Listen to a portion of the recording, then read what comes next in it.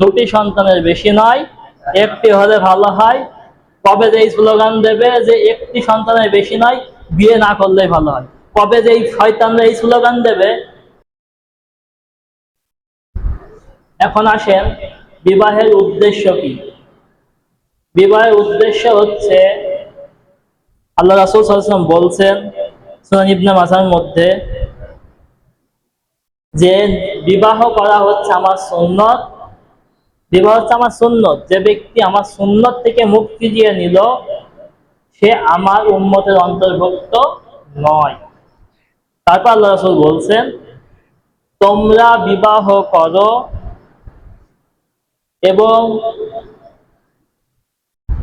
বিবাহ করো তোমাদের সন্তান নিয়ে, তোমাদের সংখ্যা নিয়ে কিয়ামতে আমি অন্যান্য নবীর উম্মতদের উপর গর্ব করব। বিবাহের একটা উদ্দেশ্য হচ্ছে,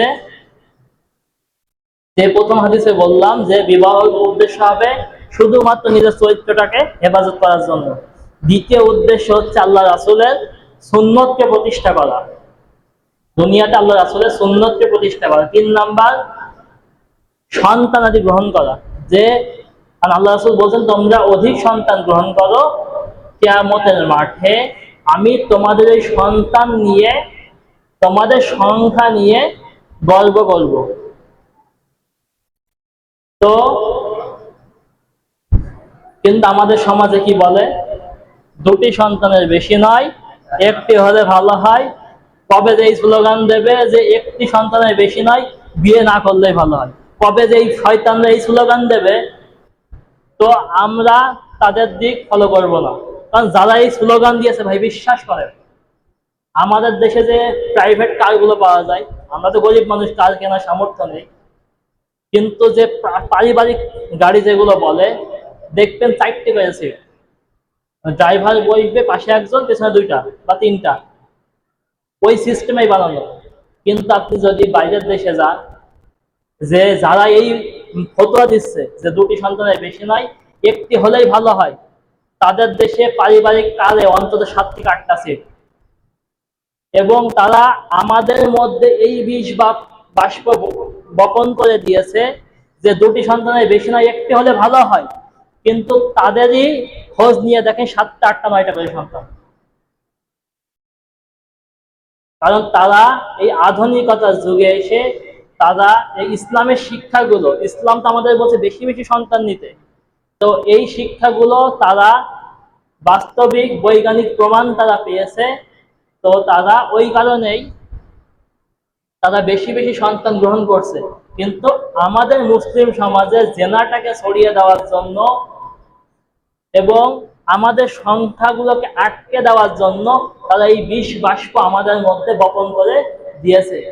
আমরা তাদের দিকে লক্ষ্য করব না, আমরা চেষ্টা করব সম্ভব, হ্যাঁ, যদি আপনার স্ত্রী শারীরিক সমস্যা থাকে, যে মনে করেন যে 2টা হয়েছে সন্তান বা 3টা হয়েছে, তারপরে কষ্ট হয়ে যাবে, ডাক্তার বলছে 3 নম্বর সন্তান 4 নম্বর সন্তান হতে গেলে আপনার স্ত্রী মারা যেতে পারে, তখন আপনি বন্ধ রাখেন, কোনো আপত্তি নেই। কিন্তু আপনি সুস্থ শরীরে নেবেন না, এটা ইসলামে নিষেধ আছে।